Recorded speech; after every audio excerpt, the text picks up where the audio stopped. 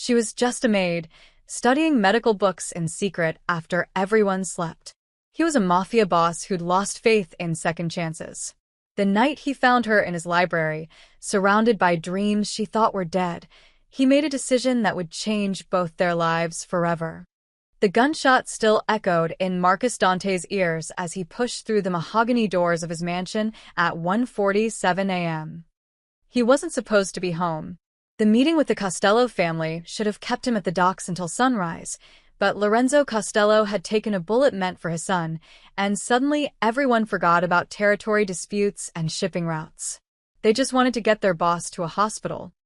Marcus had watched the old man bleed out on the concrete, surrounded by a dozen armed men who couldn't do a damn thing to help him. No doctor would come. Not to that part of Chicago. Not for people like them. 3 minutes, Marcus thought as he loosened his tie, blood still staining his cuff. That's all it would have taken. 3 minutes with someone who knew what they were doing. He needed a drink. Or 3. The mansion was dark.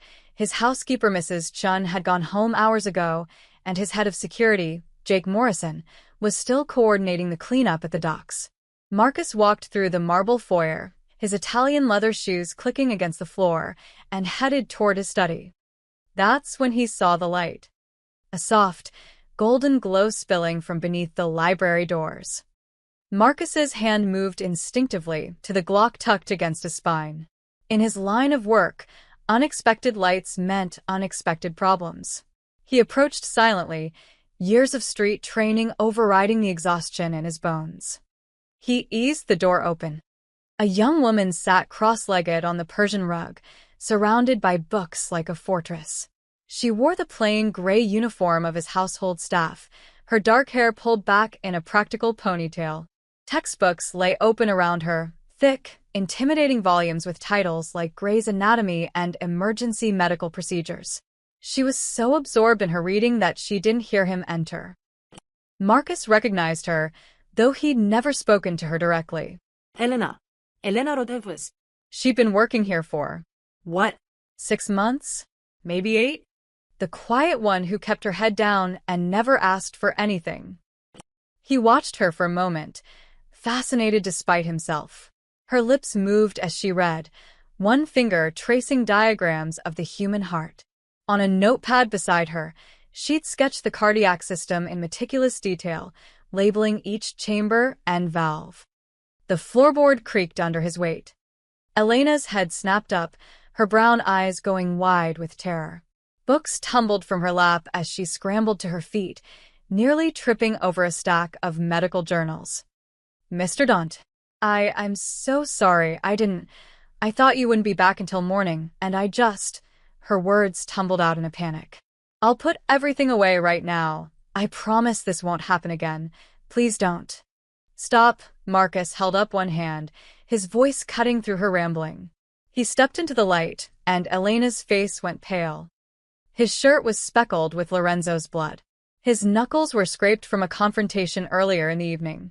He looked like exactly what he was, a man who'd just left a crime scene. But Marcus wasn't looking at her with anger. He was looking at the books. Emergency Medical Procedures. Advanced Trauma Life Support. Surgical Techniques for Emergency Medicine. His eyes moved to her notebook, to her careful sketches of arteries and veins. Why these books? He asked quietly. Elena's mouth opened, then closed. She wrapped her arms around herself, a defensive posture he recognized from years of reading body language. Fight or flight, and she couldn't do either. She swallowed hard. I shouldn't be using your library without permission. I understand if you need to let me go. That's not what I asked. Marcus moved closer, his shadow falling across the open textbooks. Why are you reading about emergency medicine at 2 a.m? Elena looked down at her feet, at the books, at anything but his face. When she finally spoke, her voice was barely a whisper. Because people die when they shouldn't have to. The words hit Marcus like a physical blow. He thought of Lorenzo bleeding out because no doctor would come. He thought of his mother, 20 years ago, dying of a heart attack in their South Side apartment while they waited for an ambulance that arrived 45 minutes too late. Explain, he said. Elena lifted her chin, meeting his eyes for the first time. There was something fierce in her gaze, something that didn't match the timid maid who scrubbed his floors and avoided his glance. I was pre-med at Northwestern, she said. Full scholarship. Top 5% of my class. I was going to be a surgeon, her voice cracked slightly. Then my father got sick. Stage 4 pancreatic cancer. The medical bills. We thought we had insurance, but there were loopholes, clauses, things we didn't understand until it was too late. Marcus said nothing, letting her continue. After Dad died, we found out about the second mortgage he'd taken out. The loans from, she hesitated, choosing her words carefully. From people in your line of work, Mr. Dante. $60,000 at 30% interest. My mom couldn't pay. They came for the house, for everything. And you, Marcus finished. And me, Elena's jaw tightened. I dropped out to work off the debt. Your people, not you directly, but one of your associates, they arranged this position. I clean houses until the debt is paid. Another 3 years, they said. Marcus processed this, pieces clicking into place. Miguel Santos, probably. He ran the loan operations and had a habit of putting debtors to work in legitimate businesses. It kept them visible, controllable, and out of trouble. You didn't answer my question, Marcus said. Why are you still studying? Elena looked at the books scattered around her feet, at the sketches of hearts and lungs and the delicate networks that kept human beings alive. Because I made a promise to my father, she said softly. He died in our living room, Mr. Dante. Not in a hospital. Not with doctors or morphine or dignity. Just on our couch, in pain, scared. I held his hand and I promised him that I would finish what I started. That I would become the doctor he believed I could be. She finally looked up at him, and there were no tears in her eyes. Just determination. So I work your floors during the day and I study at night. Even if I never get to use it, even if it's just words in my head, I keep the promise. The library fell silent except for the ticking of the antique clock on the mantel. Marcus stared at this woman, this maid, this debtor, this ghost in his house, and saw someone he hadn't expected to find. Someone who reminded him of the kid he used to be before the streets hardened him into Marcus Dante. You're reading the wrong books, he said finally. Helena Blinket, comme vous said. Sir? Emergency medicine, trauma support, that's good. But if you want to be a surgeon, you need to understand systems. Start with vascular surgery. Then, cardiothoracic, he walked to one of his bookshelves and pulled down a leather-bound volume. This was my mother's. She worked as a surgical nurse before she died. Take it. He held out the book. Elena stared at it like it might bite her. Mr. Dante, I can't. You can, he pressed it into her hands. Be here tomorrow morning. 6 a.m. We're going to have a conversation about your debt and your future. I don't understand. Marcus moved toward the door, then paused and looked back at her. At the books, at the determination in her eyes, at the promise she kept to a dead father. 3 minutes, he said quietly. That's all it takes to save a life if you know what you're doing. I watched a man die tonight because no one around him had those 3 minutes of knowledge. He thought of his mother, of Lorenzo, of all the bodies he'd seen dropped by bullets and blades and bad luck. Maybe it's time that changed, he said. Then he left her standing in the library, surrounded by medical books and questions, holding his mother's journal like a treasure she didn't deserve but desperately needed. Elena looked down at the leather cover, at the gold-embossed initials, M.D. Maria Dante. And for the first time in 3 years, she allowed herself to hope. Elena didn't sleep. She sat in her small attic room, staring at Maria Dante's surgical journal until the words blurred together. Every page was filled with careful notes, hand-drawn diagrams, observations from operating rooms. A life dedicated to healing, preserved in ink. At 5:45 a.m., she changed into a fresh uniform and made her way to the kitchen. Her hands shook as she prepared coffee, the expensive Italian blend Marcus preferred. She had no idea what this meeting meant, but experience taught her that when powerful men wanted to talk, It rarely ended well for people like her. Marcus appeared at exactly 6 o'clock, looking nothing like the blood-stained figure from last night. He wore a charcoal suit, his dark hair still damp from a shower. But his eyes carried the weight of sleepless hours. "Sit," he said, gesturing to the kitchen table. Elena hesitated. Staff didn't sit with Marcus Dante. They served and disappeared. That wasn't a request, Elena. She sat, spine straight, hands folded in her lap like a student called to the principal's office. Marcus poured 2 cups of coffee and placed one in front of her. The gesture was so unexpected that she nearly knocked it over. "I did some research this morning," Marcus said, settling into the chair across from her. "Called in some favors, pulled some files. You want to know what I found?" Elena's throat tightened. "Sir, You graduated high school with a 40. Perfect score on your SAT. Full scholarship to Northwestern.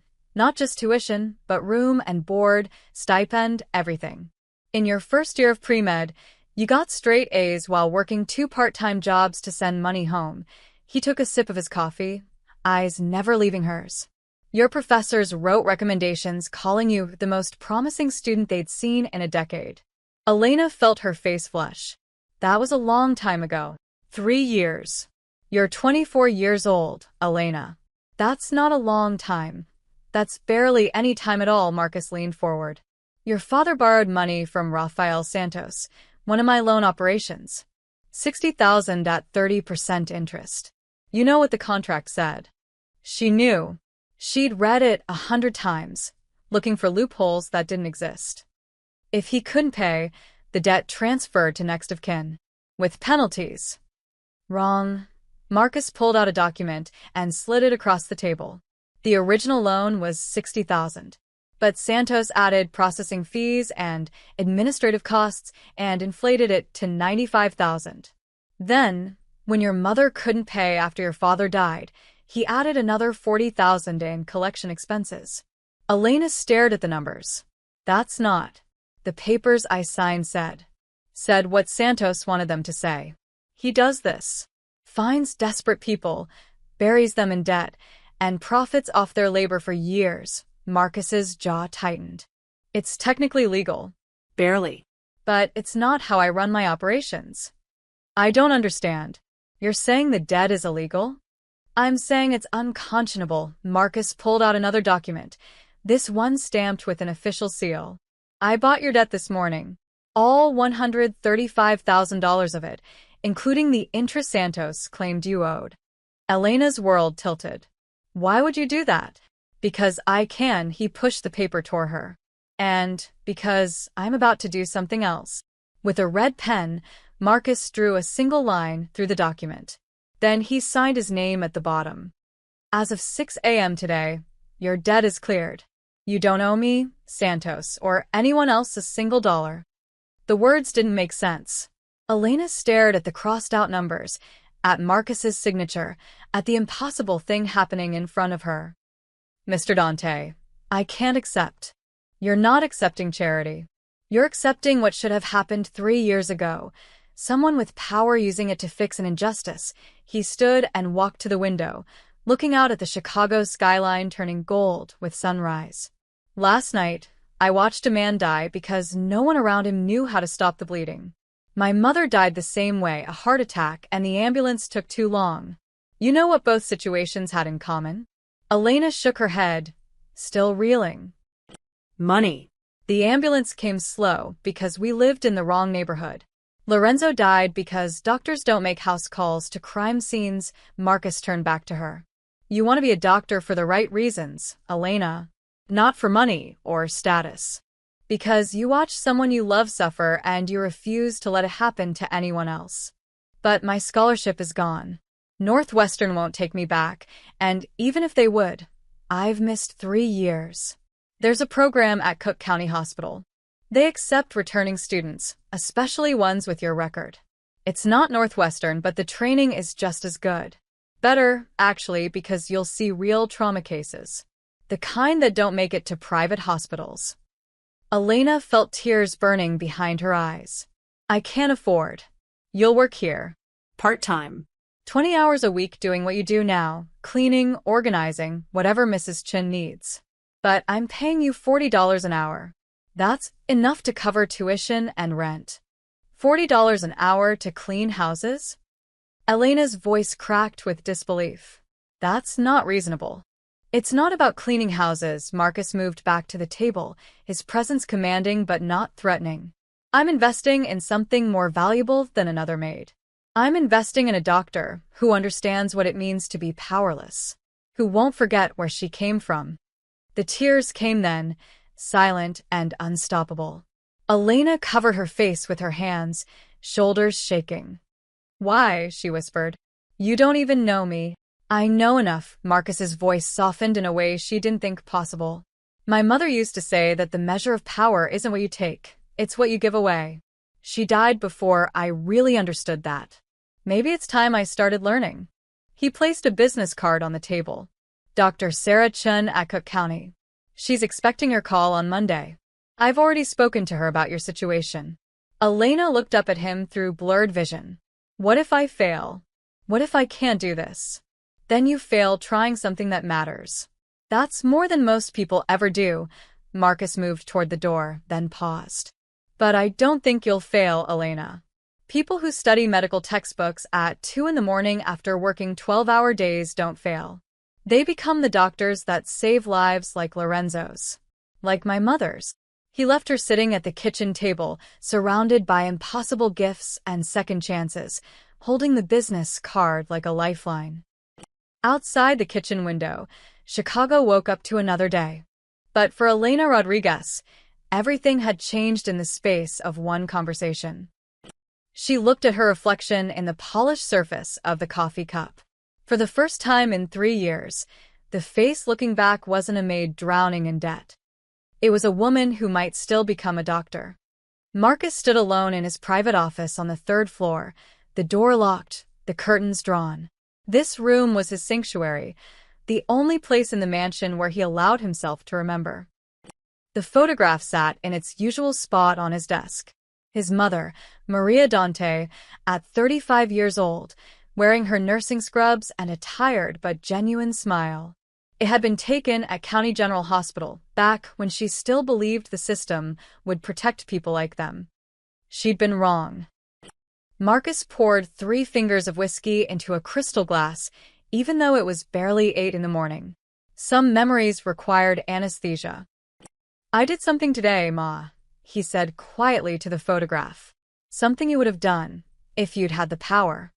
He thought about Elena, about the tears streaming down her face when he'd crossed out that debt. He'd seen a lot of people cry in his line of work, from fear, from pain, from desperation. But Elena's tears had been different.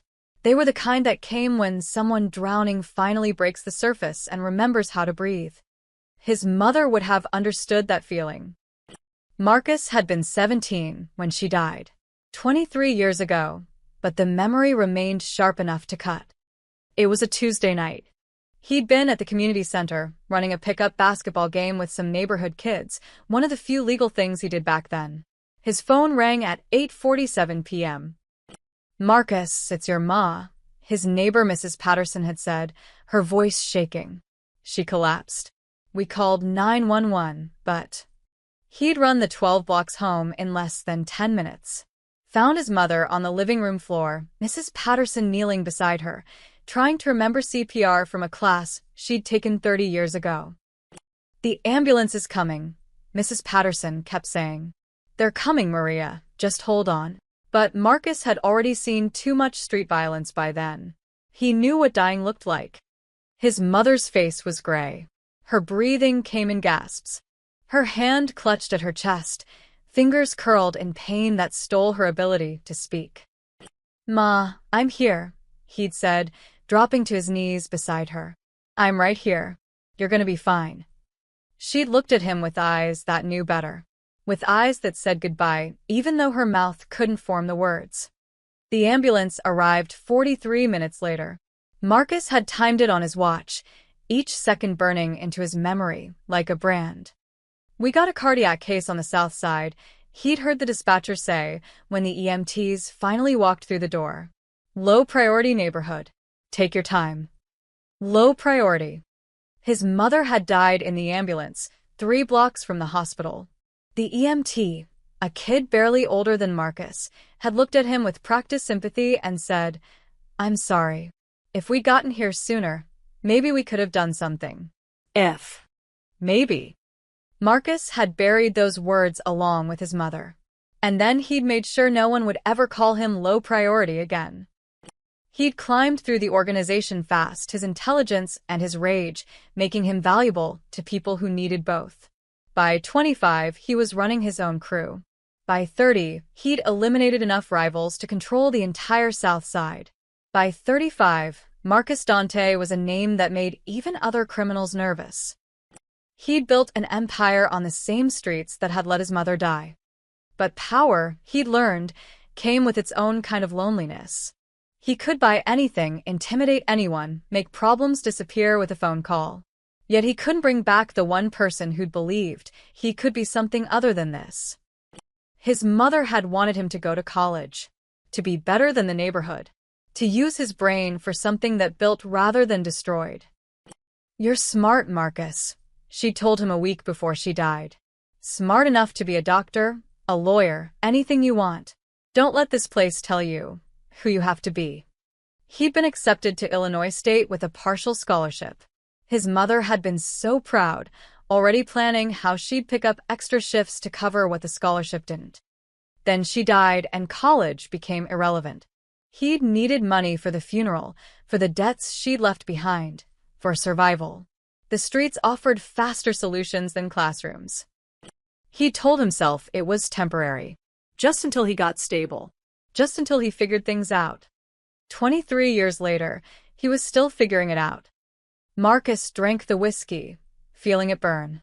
Last night, watching Lorenzo bleed out, he'd seen his mother's death all over again. Different face, different circumstances, same helpless rage at watching someone die because the right help didn't come fast enough. Then he'd found Elena in his library, studying the same books his mother had once studied. Reading about hearts and arteries and the delicate systems that kept people alive. Pursuing the dream his mother never got to complete. It had felt like a sign. Marcus didn't believe in God. He'd seen too much darkness for that. But maybe, just maybe, he believed in redemption. In the possibility that power could be used for something other than control and fear. "I'm giving her the chance you never got, Ma," he said to the photograph. "The chance I never took.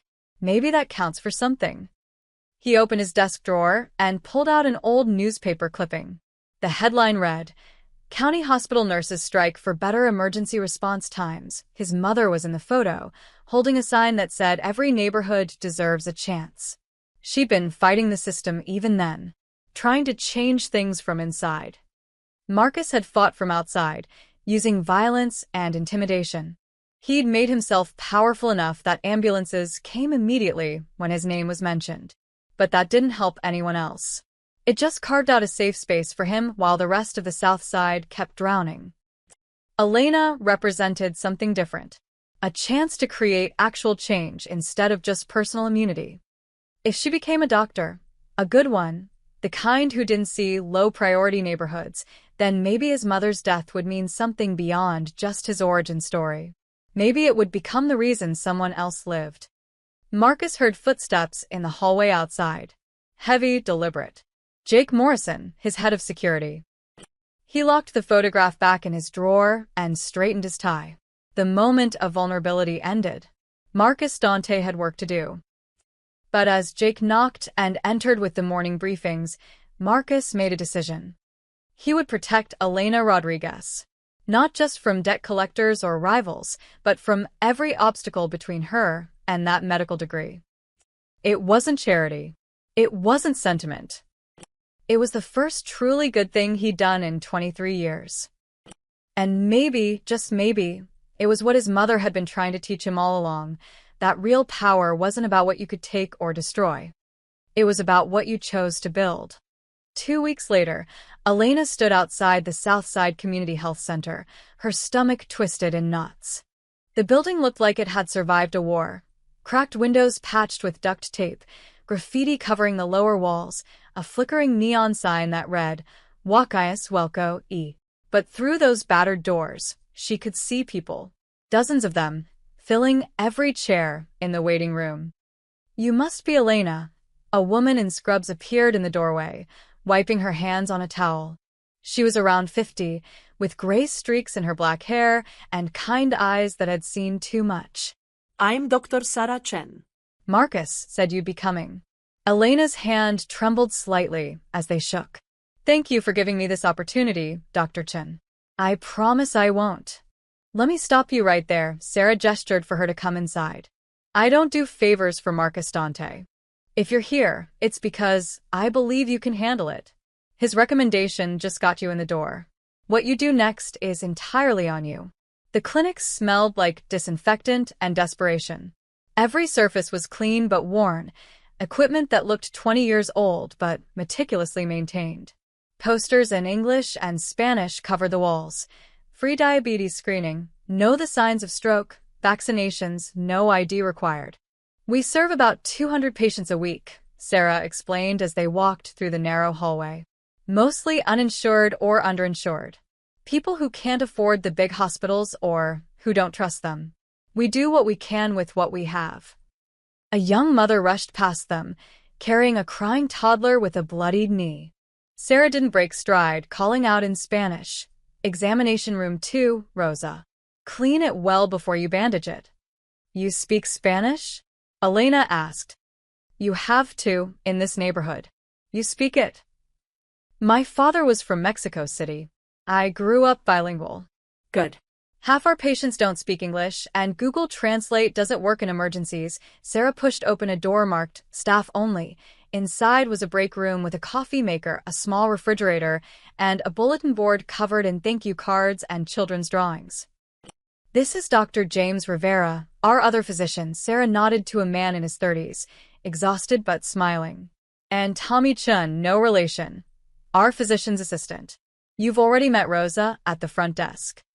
They nodded at Elena, sizing her up quickly. She recognized the look. They were wondering if she'd last. Elena's going to volunteer on weekends, Sarah continued. Start her off with vitals, basic tree of observation.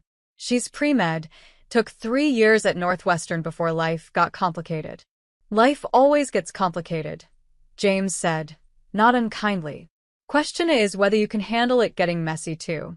We don't do neat cases here. We do gunshot wounds that people won't report, diabetic crises in people who can't afford insulin, kids with asthma who live in mold-infested apartments. You ready for that? Elena thought about her father, dying on their couch. About Marcus's mother, waiting 43 minutes for an ambulance. About Lorenzo, bleeding out on the docks. I'm ready, she said.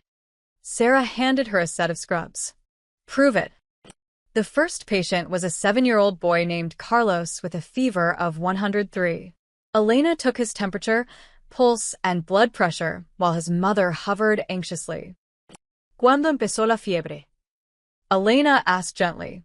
When did the fever start? Hace 3 días, the motor replied. 3 days ago. No puedo pagar el hospital grande. Can't afford the big hospital. Elena nodded, making careful notes. She checked Carlos's throat, his ears, felt for swollen lymph nodes. The skills came back to her like muscle memory, things she'd learned in labs and practicums 3 years ago. Strep throat, most likely, Dr. Chen confirmed after examining him. Good catch on the swollen nodes. We'll do a rapid test and get him on antibiotics. The mother's relief was palpable. ¿Cuánto cuesta? How much? $10, Sarah said. $10. YSI no tiens, está bien, and if you don't have it, it's okay. Elena watched the woman dig through her purse, counting out crumpled bills. $10. The same antibiotic would cost 10 times that at a pharmacy without insurance. By noon, Elena had seen 15 patients, a construction worker with an infected cut he'd been ignoring for a week, an elderly woman whose diabetes medication had run out, a teenager with a sprained ankle from basketball, 2 flu cases, and a man with chest pain who Dr. Rivera immediately sent to the emergency room. That's the hardest part, James told her during a quick lunch break, granola bars and coffee. Knowing when we can help and when we can't. That guy? He might be having a heart attack. We can stabilize him, but we can't do cardiac catheterization here. So we send him to county and hope he doesn't get lost in their system. Does that happen often? More than it should. James crushed his coffee cup. County's overwhelmed. They do their best, but people fall through cracks. That's why we're here. To catch them before they fall. In the afternoon, Elena assisted with wound care, watched Sarah stitch up a laceration, and learned how to properly wrap a sprained wrist. Her hands remembered the movements, and her mind soaked up everything like she'd been starving for it. Because she had been. At 6 p.m., as the last patient left, Sarah found Elena cleaning examination rooms. You don't have to do that. Rosa handles cleanup. I worked as a maid for 3 years, Elena said, wiping down surfaces. This is nothing. Sarah leaned against the doorframe, studying her. Marcus told me you dropped out to pay off your father's medical debt, that the loan shark inflated it until it was impossible to pay. Elena's hands stilled. He told you that? He also told me you studied medical textbooks at 2 in the morning after 12-hour shifts. That you kept your promise to your father even when it seemed pointless. Sarah moved closer. I need to know something, Elena. Are you here because Marcus made you feel obligated? Because if that's the case, this won't work. Obligation burns out. This job requires something more. Elena thought about Carlos's mother, counting out $10 with shaking hands. About the construction worker who'd almost lost his finger because he couldn't afford to miss work. About all the people in that waiting room who had nowhere else to go. I'm here because I remember what it feels like to be helpless, she said quietly. To watch someone you love suffer because you can't afford help. I'm here because these people deserve better than what they're getting. Sarah smiled, the first real smile Elena had seen from her all day. Good answer. You can come back next Saturday. Walking to the bus stop that evening, Elena felt something she hadn't experienced in 3 years. Purpose. Her back ached, her feet hurt, and she smelled like disinfectant. But her hands had helped people today. Her knowledge, the knowledge she'd fought so hard to keep, had mattered. She pulled out her phone and typed a text to Marcus. Thank you. For everything. Today, I remembered why I wanted this.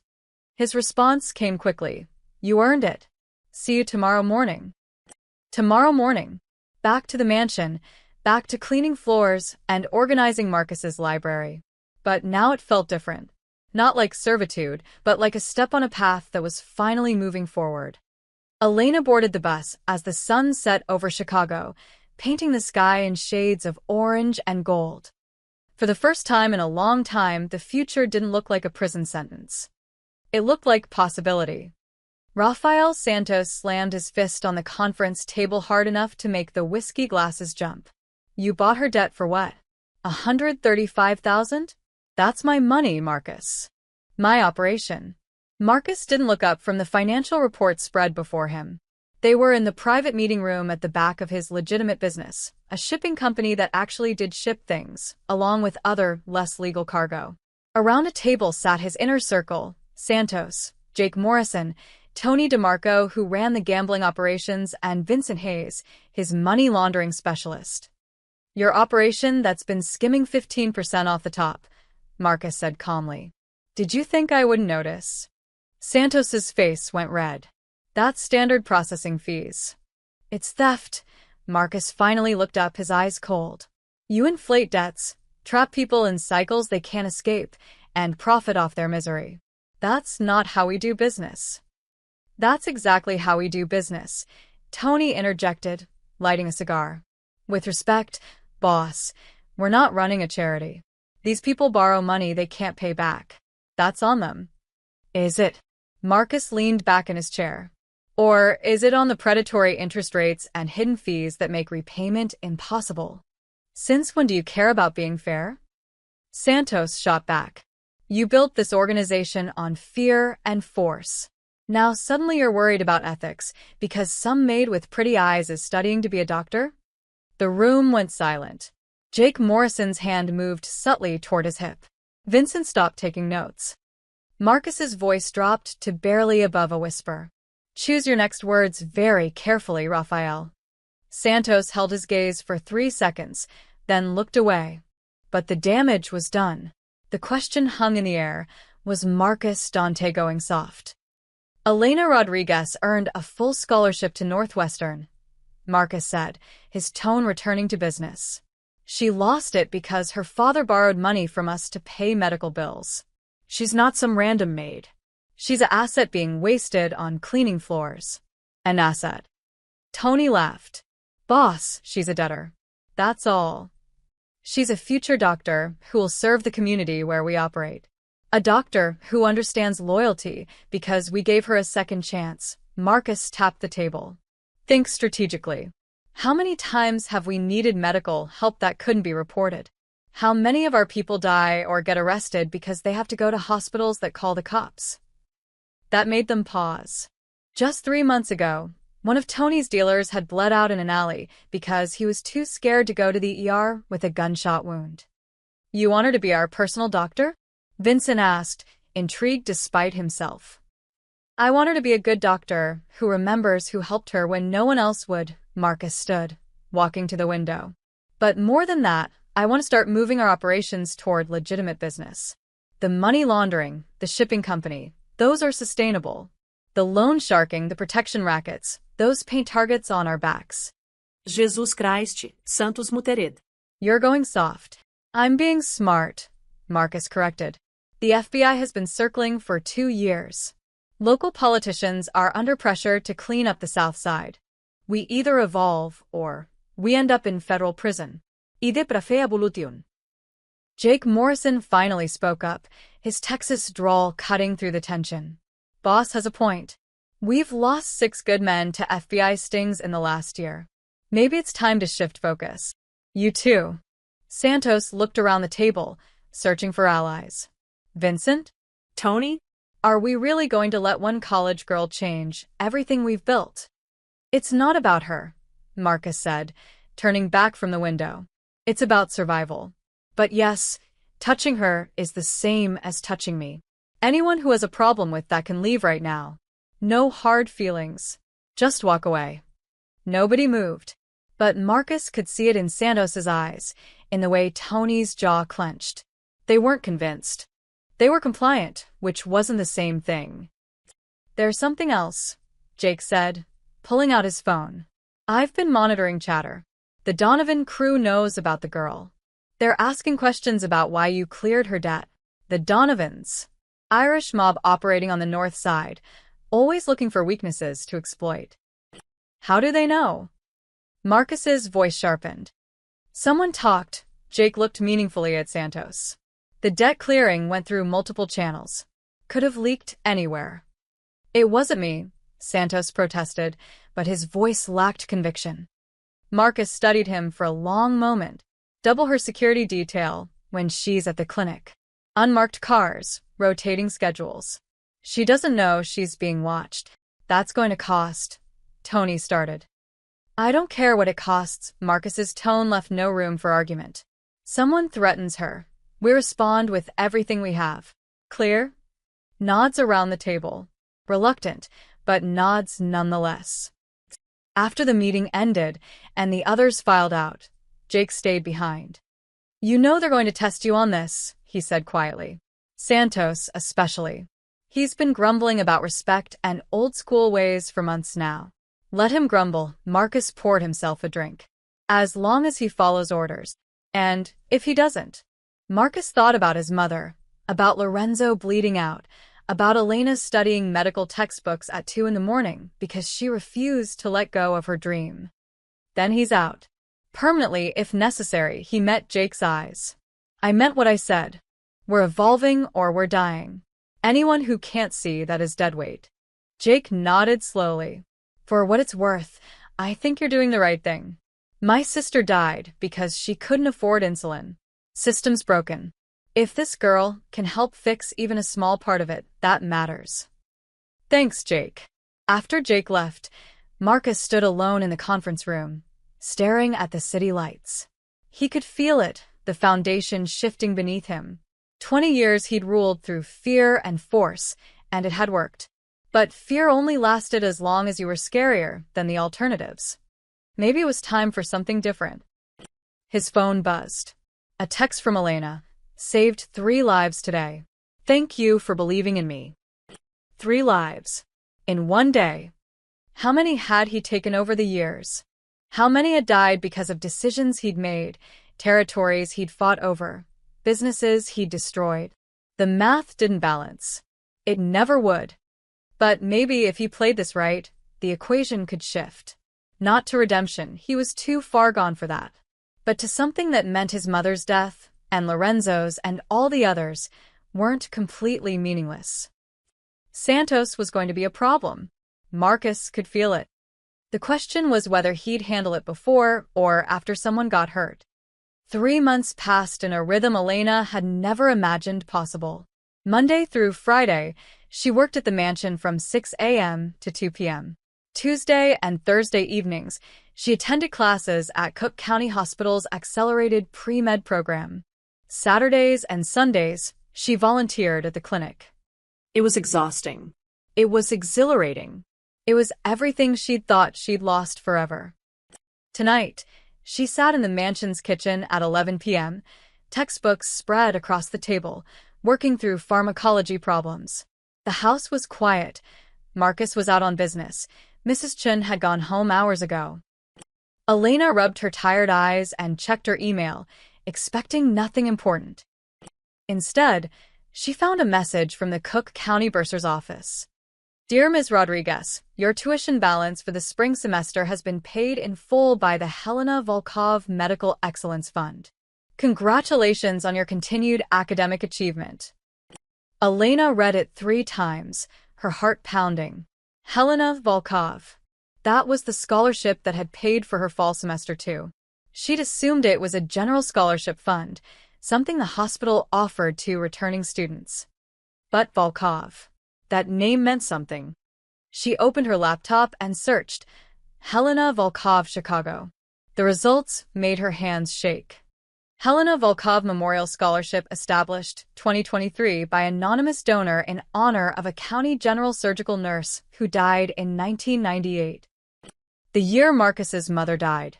The same Maria Dante whose surgical journal Elena had been reading for months.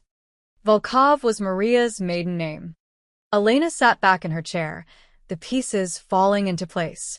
The scholarship that had appeared exactly when she needed it. The amount that perfectly covered tuition and books. The timing that aligned with her admission to the program. Marcus had done this. All of it. She heard the front door open, his footsteps in the foyer, heading toward his study. Without thinking, Elena grabbed the email printout and followed him. She found him pouring whiskey, still wearing his coat. He looked tired, older than his 40 years. Why didn't you tell me? She asked from the doorway. Marcus turned, surprised to see her. Tell you what? She held up the paper. The scholarship. Helena Volkov. That's your mother's name. For a moment, Marcus said nothing. Then he set down the whiskey bottle and gestured for her to sit. She did, perching on the edge of the leather chair across from his desk. How did you figure it out? I'm good at research. It's kind of necessary for medical school. Elena's voice wavered between gratitude and something like anger. You've been paying for everything, haven't you? The whole time. Yes. Why secretly? Why not just tell me? Marcus finally sat, holding his glass but not drinking. Because if you knew it was me, you'd feel obligated. Like you owed me something beyond what you're already doing. I didn't want that weight on you. So, instead you let me think I earned a competitive scholarship. You did earn it. Marcus leaned forward, his expression serious. I endowed the fund, but the hospital committee chooses the recipients based on merit. Your grades, your recommendations from the clinic, your entrance exam scores, those got you selected. I just made sure the money was there. Elena struggled with the emotions swirling inside her. Relief, gratitude, but also a strange sense of loss. The pride she'd felt at earning her way back was now complicated by knowing Marcus had orchestrated it all. I wanted to do this on my own, she said quietly. You're doing it on your own, Marcus's voice was gentle. You study until midnight. You work 40 hours a week between here and the clinic. You're top of your class. The only thing I did was remove the financial barrier that shouldn't have existed in the first place. That's not a small thing. No. But it's not everything either. He finally took a sip of whiskey. My mother worked 3 jobs to keep us afloat. She was brilliant. Could have been a doctor herself, but couldn't afford medical school. So she became a nurse and spent 20 years watching doctors who were half as smart as her make 10 times her salary. When she died, I had enough money for the funeral because she had a life insurance policy that cost her $50 a month she couldn't afford. Elena heard the pain in his voice, the decades-old wound still raw. I can't bring her back, Marcus continued. I can't fix the system that killed her. But I can make sure that someone with her intelligence and her dedication doesn't get crushed by the same broken system. That's not charity, Elena. That's justice. It feels like more than that. Maybe it is, Marcus met her eyes. Maybe it's also selfish. Maybe I need to believe that her life meant something beyond just being my origin story. That her dream of helping people didn't die with her. Elena looked down at the email in her hands. How much have you spent on this scholarship fund? Enough to support 10 students through full medical degrees. You're the first recipient. 10 students. Elena's voice rose. Marcus, that's a drop in the bucket compared to what I spend on lawyers and security, he waved dismissively. And considerably better for my karma, if such a thing exists. A comfortable silence settled between them. Outside the study windows, Chicago glittered in the darkness. I saw Mrs. Patterson today at the clinic, Elena said finally. She's 83, has diabetes and high blood pressure. Can't afford her medications, so she was rationing insulin.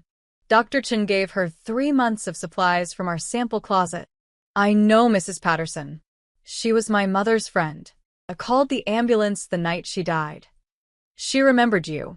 Asked if I knew the Marcus Dante who used to play basketball with the neighborhood kids. Elena smiled slightly. I said I might have met him once or twice. Marcus actually laughed a short, surprised sound. I haven't played basketball in 20 years. Maybe you should start again. Mrs. Patterson said you were good. Mrs. Patterson is kind, he stood, walking to the window. There's something else you should know. My organization is changing. Not everyone is happy about it. There may be complications. What kind of complications? The kind where people who don't like change try to send messages. Marcus turned back to her. I've assigned security to watch you. Unmarked cars, rotating schedules. You won't see them, but they're there. Elena's stomach tightened. Am I in danger? I'm making sure you're not. But I need you to be careful. Don't walk alone at night. Don't take routes you haven't taken before. If anything feels wrong, you call Jake Morrison immediately. He handed her a business card. His personal number. He'll answer any time, day or night. The reality of Marcus's world crashed back into focus. She'd been so absorbed in studying and working that she'd almost forgotten he was a crime boss. That people feared him. That his enemies might see her as a weakness to exploit. I'm putting you at risk, she said. No. I'm protecting you from risks that already exist. Marcus's jaw tightened. I won't apologize for helping you, Elena. But I will make sure nothing happens to you because of it. Elena stood, still holding the email. Thank you. For the scholarship, for everything. Even if you did it secretly. You're welcome. Even if you're annoyed about it. She smiled despite herself. I'm not annoyed. I'm just adjusting. Take your time. Medical school is hard enough without existential crises. Marcus walked her to the door. Get some sleep. You have class tomorrow night. How do you know my schedule? I endowed the scholarship, remember? I'm allowed to track my investment. Elena shook her head, but she was smiling. Good night, Marcus. Good night, Elena. She left him standing in his study, surrounded by expensive furniture and darker secrets. But tonight, he looked less like a crime boss and more like a man trying to do one good thing in a life full of bad choices. And maybe Elena thought as she climbed the stairs to her room. That was enough. Spring arrived in Chicago with unexpected warmth, and the mansion's garden responded with an explosion of color. Elena had taken over its care from the landscaping service, not because Marcus asked, but because she needed something living to nurture between the hours of studying death and disease. She was pruning the rose bushes on a Saturday afternoon when Marcus appeared with 2 glasses of iced tea. He'd been doing this lately, finding excuses to talk to her outside the formal boundaries of employer and employee. "You didn't have to do this," he said, handing her a glass. "The landscapers come on Tuesdays." "I know, but I like it. Reminds me of my mother's garden." Elena pulled off her gloves and accepted the tea gratefully. She grew tomatoes, herbs, flowers. Said that watching things grow kept her hopeful during bad times. Marcus settled onto the stone bench nearby, loosening his tie. He'd been in meetings all morning. She'd heard raised voices from his study earlier. "How are your classes going?" Hard. "Good hard," though. Elena sat beside him, leaving respectful distance between them. "We're studying the cardiovascular system in depth. It's fascinating how much the heart can endure before it fails." "The heart," Marcus repeated, looking at the roses. "How much can it endure?" "More than you'd think. It can lose 40% of its muscle tissue and still pump. It can survive minutes without oxygen if the conditions are right. It's remarkably resilient. And when it's not, when it does fail?" Elena recognized the question beneath the question. "Then you need intervention. Someone who knows what they're doing, who can act quickly. Sometimes it's medication, sometimes surgery, sometimes just time and rest." She paused. "But the best approach is prevention. Addressing the problems before they become crises." Marcus nodded slowly, his expression distant. "Prevention. That's harder than it sounds." "Why?" "Because it requires recognizing the problem exists. Most people don't want to believe they're sick until the symptoms are undeniable." He looked at her. "In my world, that usually means bodies." Elena had learned not to flinch at his casual mentions of violence. She was treating gunshot wounds every weekend at the clinic now. She understood what world Marcus inhabited, even if she didn't live in it. "Is that what the meetings were about this morning? Prevention?" In a manner of speaking, Marcus drank his tea. "I'm trying to shift how we operate. More legitimate business, less enforcement. It's not going smoothly. Change never does.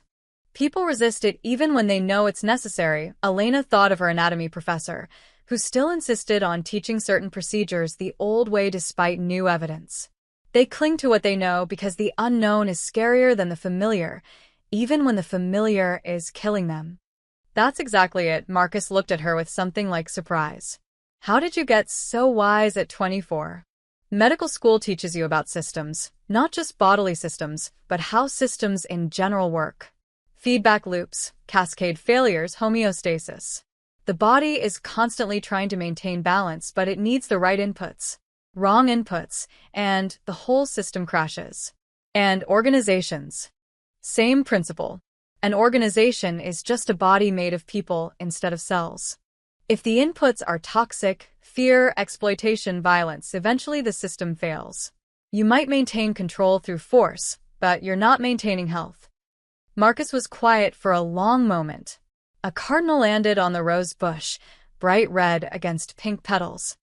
"My men think I've gone soft," he said finally. "That helping you means I've lost my edge. Have you?" No. "But I have changed.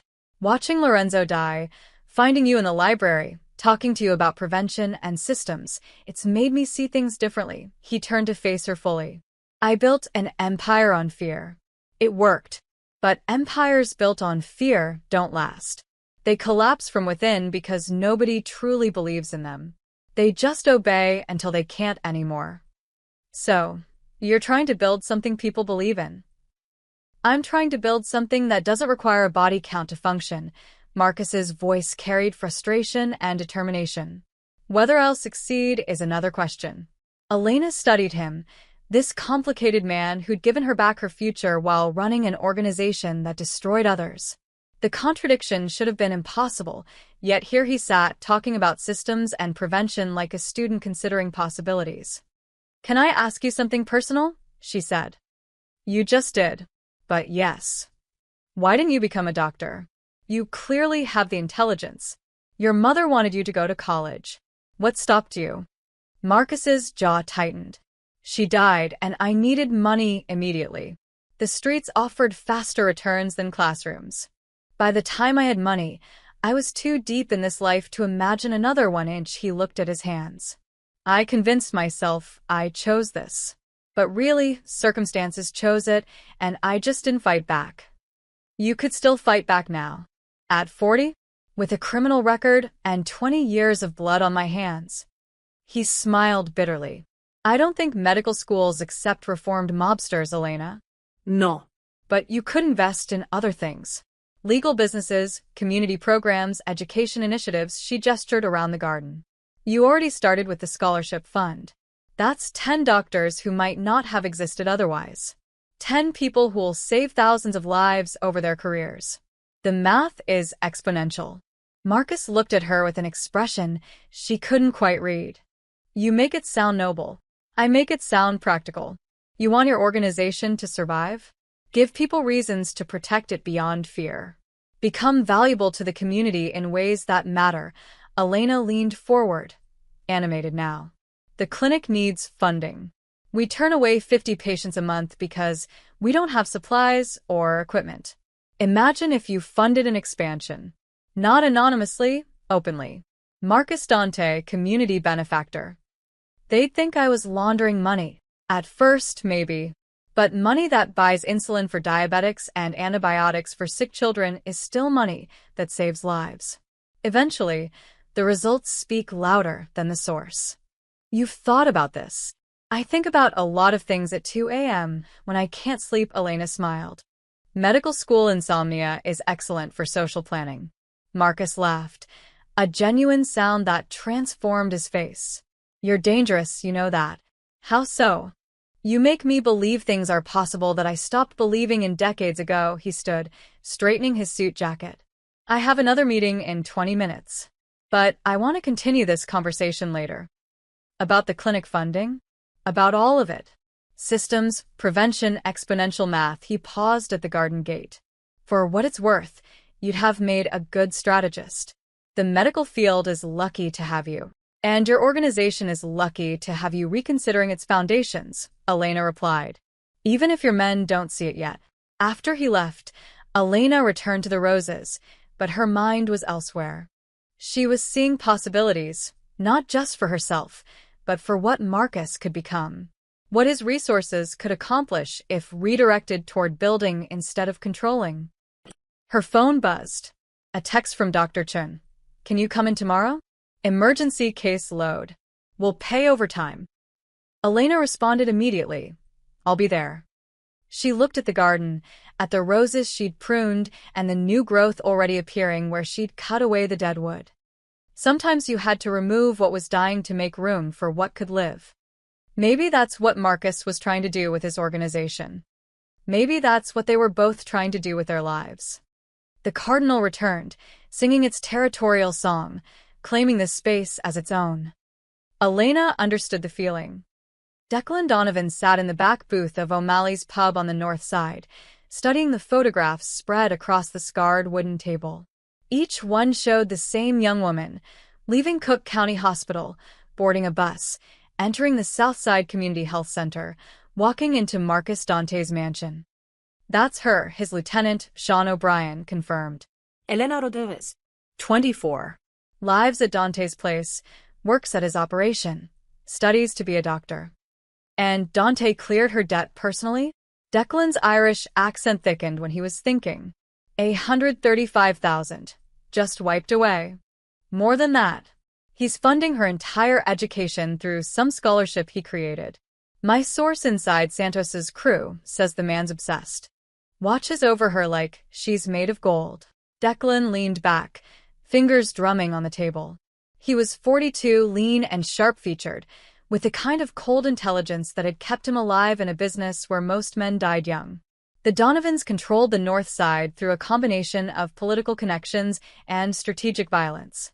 They'd been trying to push into Dante's territory for 3 years with limited success. Marcus Dante was too careful, too protected, too powerful. But everyone had a weakness. And Dante's was currently treating patients at a community clinic with minimal security. What do we know about her? Declan asked. Sean consulted his notes. Smart.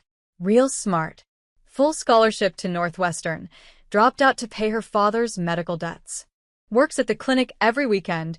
Classes Tuesday and Thursday nights. Dante's got unmarked security on her, but it's light.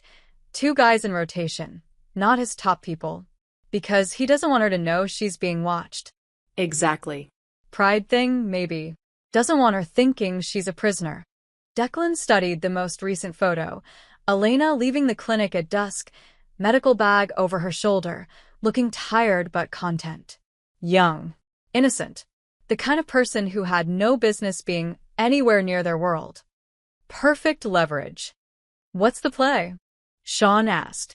Snatch her. Demand territory in exchange. Too crude. Dante would come at us with everything he has, and we'd end up in a war that bleeds both sides dry. Declan tapped the photograph. No, we need to be smarter. We make him think someone else is the threat. I don't follow. Santos Declan's Millet. Word is he's unhappy about Dante going soft, about losing his loan operation. What if we make it look like Santos is making a move against the girl? Dante takes out his own man. We watch the organization tear itself apart from the inside. Sam Grind. And then we move in during the chaos. Precisely, Declan gathered the photographs. But we need to be careful. Just enough pressure to make Dante paranoid, not enough to actually harm the girl. We're not animals. Some might say we are. Those people are thinking too small, Declan stood, buttoning his coat. Animals react. We plan. That's why we're still here, and most of our competitors are in prison or the ground.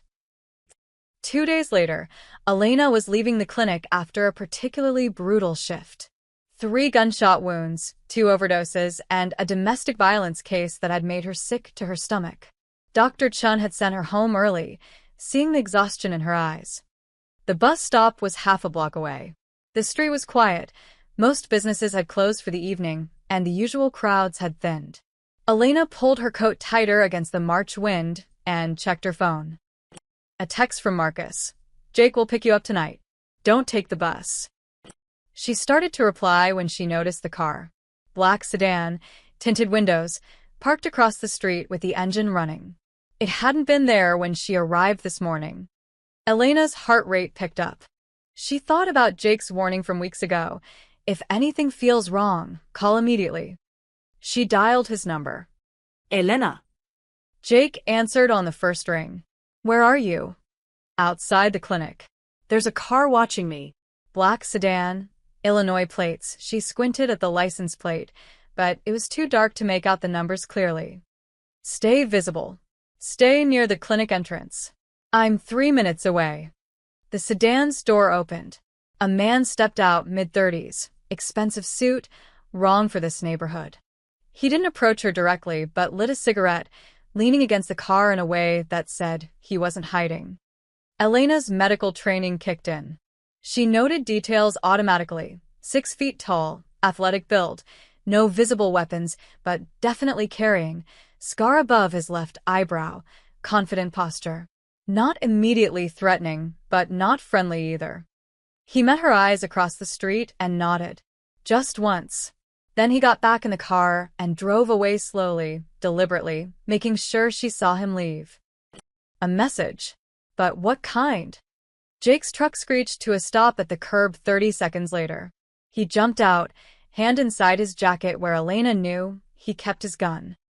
Where? Gone.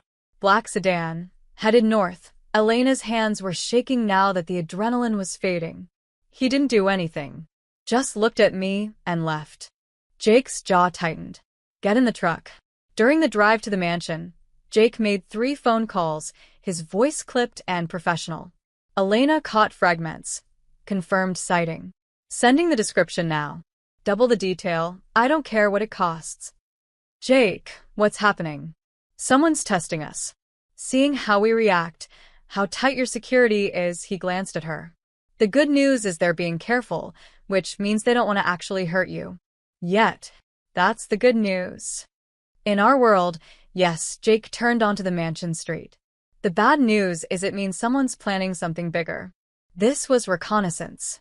Marcus was waiting in the foyer when they arrived, his expression thunderous.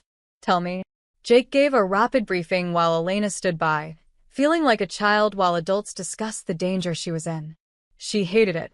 Hated being the weakness, the vulnerability, the thing that needed protecting. It could be Donovan's, Jake finished. Could be Santos making a move. Could be someone else entirely. Find out, Marcus's voice was ice. I want to know who sent that car and why. And Elena doesn't go anywhere without a full security team until we know. Marcus, I have class tomorrow night. Elena started. Which you'll attend. With 4 armed guards and 2 vehicles, he looked at her, and she saw fear beneath the anger. I won't apologize for keeping you alive, Elena. I'm not asking you to. I'm just... She struggled to articulate the feeling. I don't want to be the reason people get hurt. You're not. The people threatening you are the reason people might get hurt. Marcus moved closer, his voice softening. This isn't your fault. This is the cost of being associated with me. If I could change that, I would. Would you? The question came out before Elena could stop it. Would you actually walk away from all this if you could? Marcus was quiet for a long moment. I don't know. But I know I won't let anything happen to you. Later that night, alone in her room, Elena looked at her medical textbooks and felt the weight of her situation. She was studying to save lives while being used as a chess piece in games that ended with bodies. Her phone buzzed. A text from an unknown number. Tell Dante that debts get paid. One way or another. Elena's blood ran cold. She immediately forwarded it to Jake and Marcus. The response came within seconds from Marcus. Don't reply. Don't delete. We're tracing it now. She sat on her bed, holding the phone, and realized something had shifted. She wasn't just a student anymore, or a maid, or even a future doctor. She was a target, and somewhere in Chicago, people were planning how to use her. Elena's Tuesday night class ended at 9 p.m. She walked out of Cook County Hospital with 2 classmates, discussing the finer points of respiratory physiology. Jake's security team, 2 men in front, 2 behind, maintained their distance but stayed visible. Marcus had made good on his promise. I still don't understand why you need bodyguards, her classmate Priya said, eyeing the men nervously. Are you dating someone dangerous? It's complicated, Elena replied, which was the understatement of the year. They said goodbye at the parking lot. Elena headed toward the black SUV where Jake waited, her medical bag heavy on her shoulder. She was thinking about the quiz next week, about the patient she'd treated on Saturday with pneumonia, about anything except the danger she was supposedly in. The attack came fast. A van screeched up beside her. The side door flew open. 2 men in ski masks grabbed her before she could scream, yanking her inside with brutal efficiency. She heard shouting, Jake's voice, then gunshots, but the van was already moving, tires squealing. Someone zip-tied her wrists. A cloth bag went over her head, drowning her in darkness and the smell of burlap and sweat. Don't hurt her, a voice said. Boss wants her intact. Elena's medical training fought against her panic. Stay calm. Assess. Survive. She focused on breathing, on counting heartbeats, on anything that kept her from screaming. The drive took 15 minutes, she counted. The van made 7 turns. They were heading east based on the sun's position when she'd been taken. Details. She needed details. When they pulled her out, she heard water lapping against wood. A dock, maybe. Abandoned warehouse district by the smell, rust and old fish and decay. They shoved her into a chair, and someone cut the zip ties only to replace them with rope. Tighter. More painful. The bag came off. Elena blinked in the dim light. She was in a warehouse, as suspected. Empty except for scattered crates and 3 men in masks. No windows, 1 door. Exit strategy. Limited. She cataloged her surroundings with the same clinical detachment she used for examining patients. Marcus Dante's little pet, one of them said. He was the tallest, the leader. Not so protected after all. What do you want? Elena kept her voice steady. Leverage. Territory. The usual. He pulled out a phone. We're going to call your boss, make some demands, see how much he values your life. He won't negotiate with you. That's where you're wrong, sweetheart. He cleared your debt, paid for your fancy school, lets you live in his mansion. Man's got feelings for you, whether he admits it or not. Elena thought fast. These men had made mistakes already. They'd taken off her bag. She could identify them later. They were talking, giving away information. And they'd left her medical bag on the floor near the door when they'd searched it. Inside that bag was a scalpel she'd borrowed from the clinic to practice suturing. She'd forgotten to return it. I need my inhaler, Elena gasped, making her breath wheeze. Asthma. In my bag. Please. The men exchanged looks. The leader cursed. Check it. The shorter one rummaged through her bag, pulling out the inhaler. He brought it to her, held it to her mouth while she pretended to take a puff. Again, she wheezed. Need. More. He leaned closer, focused on the inhaler. Elena's fingers found the scalpel she'd palmed when he'd set her bag down to untie one hand. Medical school had taught her exactly where the radial artery ran in the forearm. She'd dissected enough cadavers to know the anatomy by heart. She slashed upward in one clean motion. The man screamed, blood spraying. The leader lunged for her, but Elena was already moving. She'd spent 3 years cleaning floors on her knees. Her legs were stronger than they looked. She kicked hard, catching him in the knee. He stumbled. Elena ran for the door, hands still partially bound, the scalpel slippery with blood. Behind her, the men were shouting, but she'd already committed to the escape. No going back. The door was unlocked, another mistake. She burst through into the night, into blessed darkness and cold air. The docks stretched before her, maze-like and industrial. She heard footsteps pounding behind her. Run. Assess later. Run now. She darted between shipping containers, her medical training screaming at her about the man she'd cut. The radial artery. If they didn't apply pressure, he'd bleed out in minutes. Part of her wanted to go back, to help, to do no harm like she'd promised. But survival came first. Elena found a narrow space between 2 containers and squeezed in, biting back a whimper as the metal scraped her shoulders. She could hear them searching, cursing, calling out. Find her. Now. She forced herself to breathe quietly, to slow her racing heart. Her hands were still bound with rope, but loosely. She worked at the knots with her teeth, tasting blood and dirt. 10 minutes passed. 20. The searching became more distant. Elena pulled out her phone with shaking hands. They'd never checked her pockets, another mistake. But it was smashed, probably from when they'd grab her. The screen was black. She stayed hidden until she heard sirens. Police? Or Marcus's people? She couldn't tell, but the searchers scattered fast. Elena waited another 5 minutes, then emerged cautiously. The warehouse was empty now. She saw blood on the concrete where she'd cut the man. Too much blood. She grabbed a t-shirt from a pile of abandoned clothes and tied it around her arm where the rope had cut into her skin. Makeshift bandage. Better than nothing. Her medical bag was still by the warehouse door. She grabbed it and ran. She made it 3 blocks before the SUV found her. Jake jumped out, his face pale in the streetlights. Jesus Christ, Elena. I'm okay, her voice shook despite her words. I'm okay. You're bleeding. Not my blood. Mostly, she let him guide her into the SUV, where Marcus waited with an expression of barely controlled rage.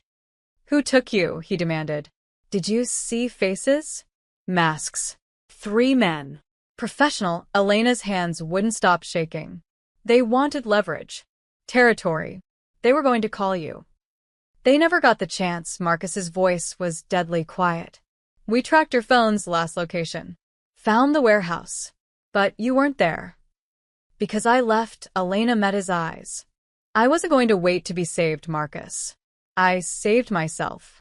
For a moment, he just stared at her. Then something shifted in his expression.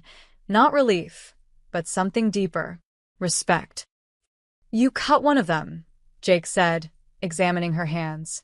Got his DNA under your nails, his blood on your clothes. That's evidence.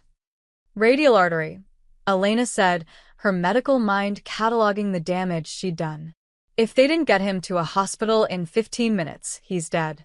Good, Marcus said flatly. Elena looked at him, at the man who'd given her a second chance, and saw the violence that lived beneath his surface. The reminder of what world she'd entered. I didn't want to hurt him, she said quietly. I just wanted to live. Then you did the right thing. Marcus took off his jacket and wrapped it around her shoulders. And you're never leaving my sight again. Marcus stood in the warehouse where Elena had been held, staring at the pool of blood on the concrete floor. Jake was coordinating with their forensics contact, a retired cop who asked no questions and found all the answers.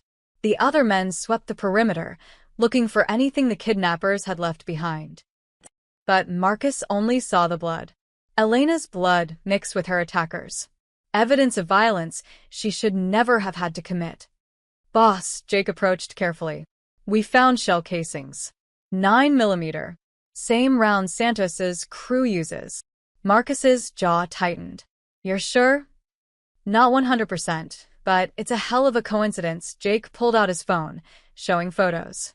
And we found this in the trash outside, a receipt from O'Malley's pub north side. Donovan territory.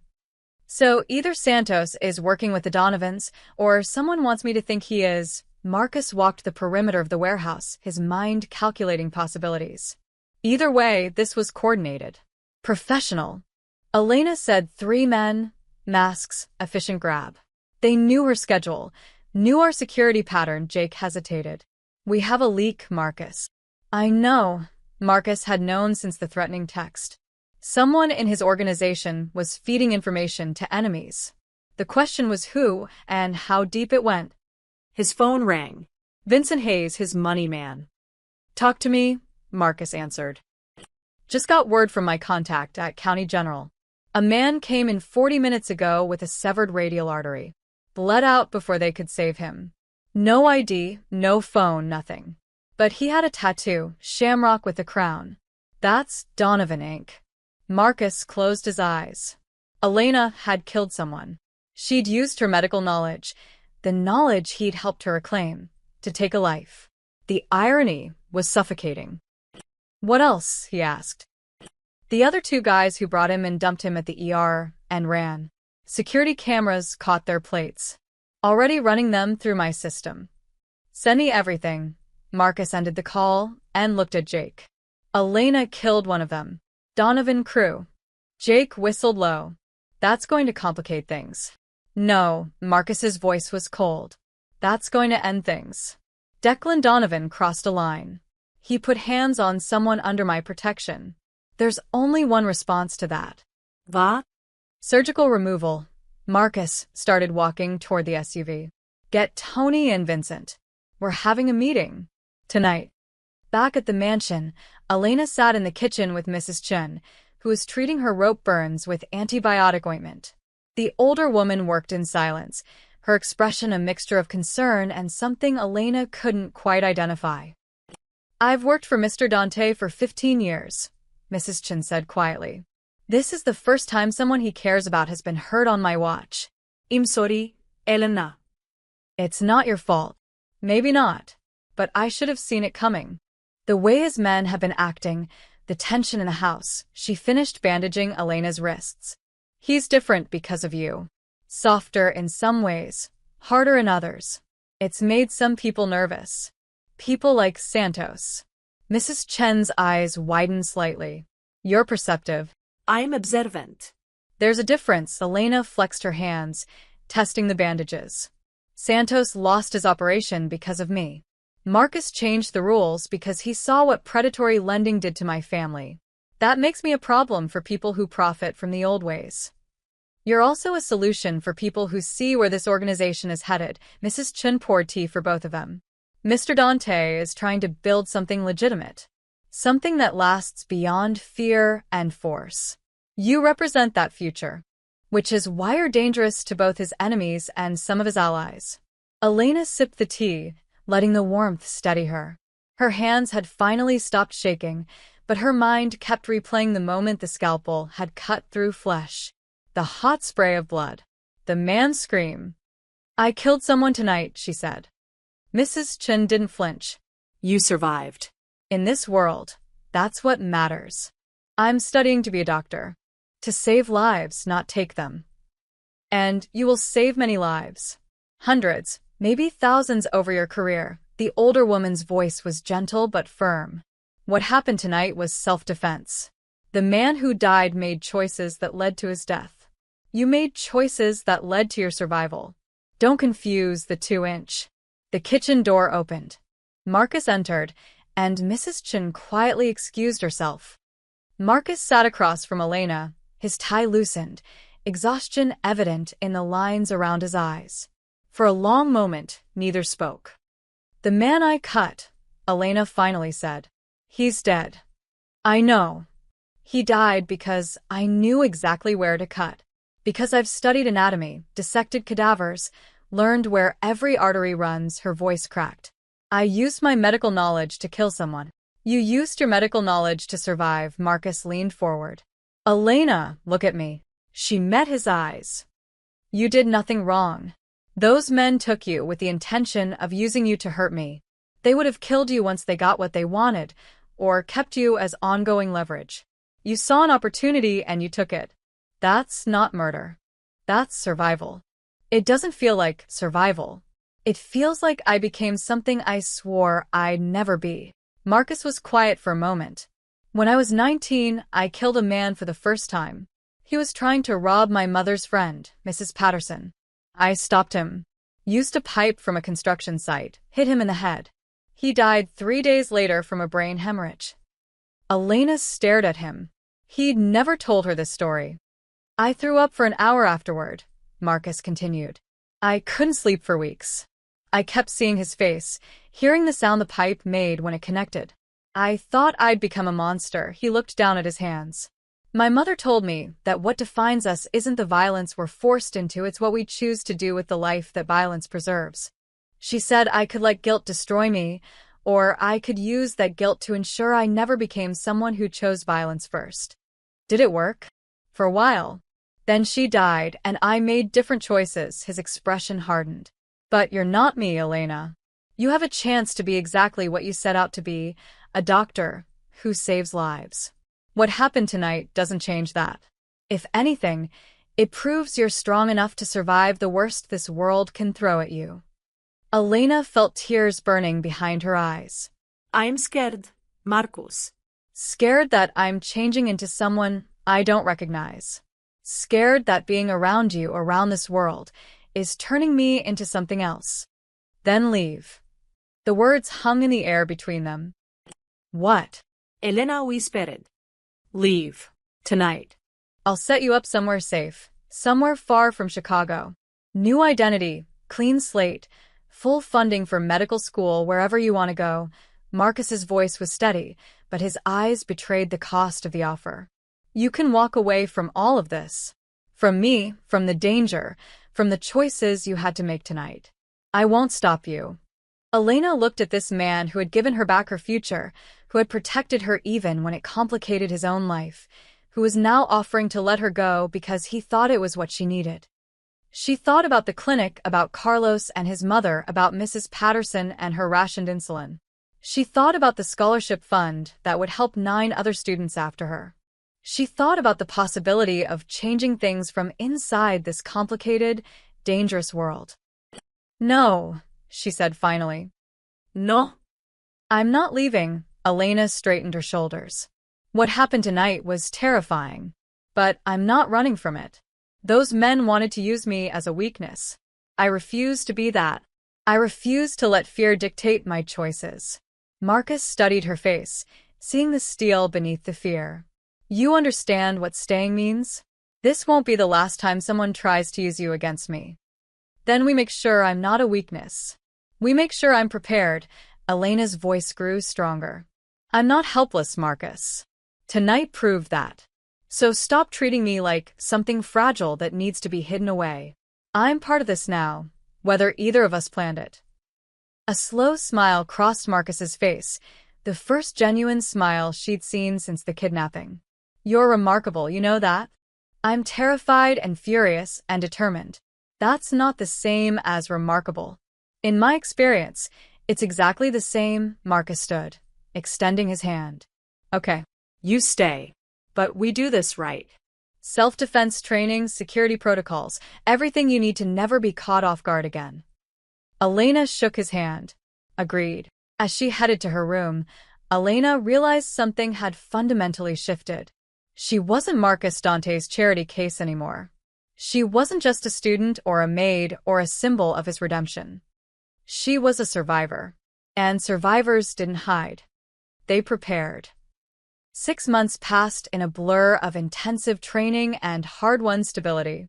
Elena threw herself into medical school with renewed focus, while Marcus systematically dismantled the Donovan operation. It wasn't a war, it was more surgical than that. Frozen assets, exposed political corruption, key lieutenants flipping to avoid federal charges. Declan Donovan fled to Ireland with the FBI breathing down his neck. Santos had been quietly removed from the organization, relocated to Miami with a generous severance package and a clear understanding that returning to Chicago would be fatal. The threat was contained. The organization was evolving. And Elena was thriving. She was in her final semester of pre-med when Marcus called her to his study on a Tuesday evening. The room smelled like leather and old books, familiar now after so many late-night conversations about systems and prevention and building something better. I have news, Marcus said, gesturing for her to sit. And a confession. Elena settled into the chair across from his desk, noting the envelope in his hands. Official-looking. Important. The confession first, Marcus began. The Helena Volkov Scholarship Fund. I told you the hospital committee chose the recipients based on merit. They did. You showed me the selection criteria. They did, he agreed. But I may have neglected to mention that I'm on the selection committee, and that I had final approval on all candidates. Elena stared at him. Marcus. Let me finish, he held up the envelope. This arrived today. You've been accepted to the Johns Hopkins School of Medicine. Full scholarship, housing stipend, research opportunities. You start in September. The words didn't process immediately. Johns Hopkins. One of the best medical schools in the world. Baltimore. Across the country. How? She whispered. Your MCAT scores were exceptional. Your recommendations from Dr. Chun and your professors were glowing. Your personal essay about using medicine to serve underserved communities was apparently very compelling. Marcus smiled slightly. And yes, I may have made some calls. But Elena, they wanted you. The acceptance is real. The scholarship is legitimate. You earned this. Elena looked at the envelope like it might disappear. Baltimore is 800 miles away. I know. I'd have to leave the clinic. Leave Mrs. Chen, Dr. Rivera, all the patients I've been treating. They'll miss you. But they'll also be proud of you. Marcus leaned forward. Elena, you've done everything you set out to do here. You've reclaimed your education, proven your abilities, helped dozens of people at the clinic. But Cook County is preparing you to be a good doctor. Johns Hopkins will prepare you to be a great 1-inch. What about you? The question came out before she could stop it. What about the organization, the changes you're making? We'll continue with or without you. Marcus's voice was gentle but firm. Elena, I didn't give you a second chance so you could spend it being grateful to me. I gave it to you so you could become who you were always meant to be. And that person isn't someone who stays in Chicago out of obligation. Elena felt tears burning. It's not obligation. You gave me my life back. You protected me, believed in me. And now I'm setting you free. Marcus stood, walking to the window. When my mother died, I made choices based on fear and anger. I built an empire, but I lost myself in the process. You have a chance to build something different. Something that actually matters. Your organization matters. the scholarship fund, the changes you're making to move toward legitimate business. Those things matter because you showed me they could, Marcus turned back to her. But they're my redemption project, not yours. You don't owe me your future, Elena. So that's it. Elena's voice rose. You decide I should go to Baltimore, and I just Go. Yes, Marcus's expression hardened slightly. Because if I let you stay, I'm being selfish. I'm keeping you here because having you around reminds me that I'm capable of doing good things. But that's not fair to you. You deserve to live your own life, make your own choices, without the weight of my world on your shoulders. Elena stood, anger and gratitude and grief swirling together. You don't get to decide what's fair for me. No. But I can tell you what I see. Marcus moved closer, his voice dropping. I see someone brilliant who's wasting energy worrying about a man who'll be fine without her. I see someone who could revolutionize emergency medicine or become a surgeon general or cure something, but instead she's staying in Chicago because she feels like she owes me something. That's not why. Isn't it? Marcus challenged. Be honest. If I hadn't helped you, if you didn't feel connected to me and this organization, would you even hesitate about Johns Hopkins? Elena opened her mouth to argue, then closed it. He was right. Of course he was right. I don't want to leave, she said quietly. This place, these people, they've become my family. And they always will be. But families don't keep you small. They push you to become more. Marcus picked up the envelope and held it out. The world needs your hands more than I need your service. Elena took the envelope with shaking fingers.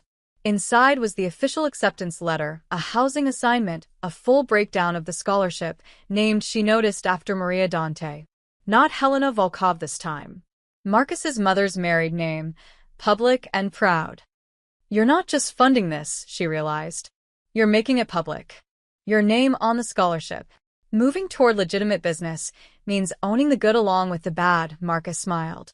Besides, I'm tired of hiding the few decent things I've done.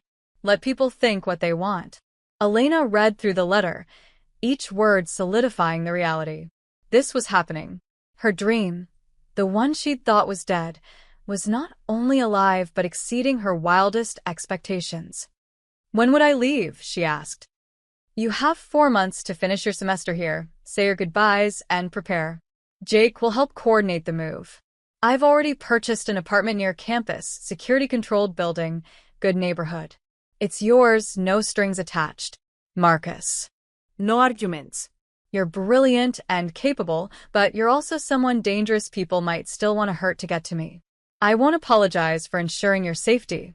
Elena looked at him, at this complicated man who'd given her everything while asking for nothing in return, who was now pushing her away because he loved her enough to let her go. Not romantic love. Something deeper. The love of someone who sees your potential and refuses to let you settle for less. Thank you, she said, her voice thick with emotion. For all of it. For believing in me when I couldn't believe in myself. Thank you for reminding me that power can be used for something other than control. Marcus extended his hand. Go to Baltimore. Become the doctor you're meant to be. Save lives. Change the system. And don't look back. Elena shook his hand, knowing that this handshake was goodbye to one chapter and hello to another. I'll come back, she said. After I graduate. I'll come back and open a practice here, serve the community. Only if you want to, Marcus interrupted. Not because you feel you owe me. If you come back, it's because you choose to. That's the only way this works. That night, Elena sat in her room, surrounded by medical textbooks and acceptance letters and the weight of impossible choices that somehow felt right. She thought about her father, about the promise she'd made on his deathbed. She thought about Carlos and his mother, about Mrs. Patterson, about all the people who needed doctors who understood what it meant to be powerless. And she thought about Marcus, who'd taken his pain and anger and slowly, painfully, was transforming it into something that built instead of destroyed. 4 months until Baltimore. 4 months to say goodbye to the life that had saved her and hello to the life she'd always dreamed of living. Elena looked at the acceptance letter one more time, at the Maria Dante Scholarship emblazoned at the top. She was going to make that name mean something. She was going to make them both proud. For years later, Elena stood in front of a modest building on the south side of Chicago. The sign above the door read, Maria Dante Community Health Center, quality care for all. She'd graduated from Johns Hopkins, top of her class, completed her emergency medicine residency at Mass General, and turned down positions at prestigious hospitals across the country. Because she'd made a promise. To her father, to herself, to the people who'd believed in her. She was coming home. The clinic was different from the cramped space where she'd volunteered years ago. This one had modern equipment for examination rooms, a small surgical suite for minor procedures, and a full pharmacy that could provide medications at cost. Marcus had purchased the building 2 years ago, renovated it completely, and held it waiting for her decision. Elena pushed open the door. Inside, Dr. Sarah Chin looked up from organizing supplies and broke into a smile. Welcome back, Dr. Rodriguez. The title still felt surreal. Dr. Rodriguez. All those years of studying, of fighting to reclaim what she'd lost, had led to this moment. It's good to be back, Elena said, looking around. This is incredible, Sarah. Marcus Perd no es pense. State-of-the-art equipment, full staffing budget, enough funding for 5 years of operations. Sarah handed her a folder. We're already booked solid for the first month. Word spread fast that you were opening a free clinic. Not free. Sliding scale. No one turned away, but people pay what they can. Elena had been adamant about that. Dignity mattered as much as charity. The afternoon was spent setting up her office, reviewing patient files, and reconnecting with familiar faces. Mrs. Patterson stopped by with homemade cookies, tears streaming down her face as she hugged Elena. Your father would be so proud, the old woman whispered. And Maria, she'd be proud too. At 6 p.m., as the last staff member left, Elena heard footsteps in the waiting room. Marcus stood in the doorway, holding 2 cups of tea. He looked older, threads of gray at his temples, lines around his eyes, but also somehow lighter. Less burdened. Thought you might need this, he said, offering her a cup. Elena took it, gesturing to the chairs in her office. They sat across from each other, just like they had in his kitchen 4 years ago when this all began. The clinic is beautiful, Elena said. Thank you. You earned it. Every square foot. Marcus looked around the office, at her medical degree framed on the wall, at the photos of her with patients from her residency. How was Baltimore? Challenging. Rewarding. Exactly what I needed. Elena sipped her tea. I treated gunshot wounds, overdoses, heart attacks. All the things I saw in the South Side, but with better resources. It taught me what's possible when money isn't the barrier. And now you're bringing that knowledge home. Someone has to. Elena met his eyes. The system's still broken, Marcus. People still die because they can't afford care. But this clinic, it's a start. One neighborhood, one patient at a time. Marcus nodded slowly. I heard you turned down a position at Northwestern Hospital. 6-figure salary, full benefits, prestigious emergency department. I did. Why? Because Carlos and his mother don't go to Northwestern. Mrs. Patterson doesn't go to Northwestern. The construction workers and single parents and uninsured immigrants who need help, they don't go to prestigious hospitals. Elena set down her tea. I didn't become a doctor to serve the people who already have access to care. I became a doctor to serve the people who don't. Your father would be proud, Marcus said quietly. I hope so. Elena's voice caught slightly. I think about him every day, about the promise I made. This clinic, it's that promise finally kept. They sat in comfortable silence, listening to the city sounds outside. Car horns, distant sirens. Life continuing its chaotic rhythm. I have something for you, Marcus said, pulling out an envelope. The scholarship fund. It's grown. We've put 23 students through medical school so far. 5 have graduated, including you. The others are in various stages of training. Elena opened the envelope and saw the list of names, their schools, their specialties. Emergency medicine, pediatrics, family practice, surgery. a constellation of healers spreading across the country. 23 lives changed, she whispered. 23 doctors who might save thousands of patients over their careers. Exponential math, Marcus said with a slight smile. You taught me that. I taught you. Elena laughed. Marcus, you gave me everything. My education, my future, my life back. No. I gave you an opportunity. You did everything else. He stood, walking to the window that overlooked the street. The organization is almost entirely legitimate now. Shipping, real estate, a security consulting firm. We still have our complicated aspects, but we're not what we were. Because of what happened to me. Because of what you showed me was possible, Marcus turned back to her. You asked me once if I'd walk away from this life, if I could. I said I didn't know. But watching you become who you were meant to be, seeing what happens when power is used to build instead of destroy, that answered the question. And Elena prompted. And I'm trying. Every day. It's not redemption. I'm too far gone for that. But it's something. It's better. He moved toward the door. I should let you finish setting up. Marcus, wait, Elena stood. I meant what I said 4 years ago. About coming back. This isn't obligation or gratitude. This is choice. I chose to come back because this is where I'm needed. Where I can make the most difference. I know. That's why it means something. They walked to the clinic entrance together. Outside, the south side spread before them. Rough and resilient, struggling and surviving, exactly as it had always been. But maybe, just maybe, a little bit better than before. Same time next week? Marcus asked. I'd like to hear how the first week goes.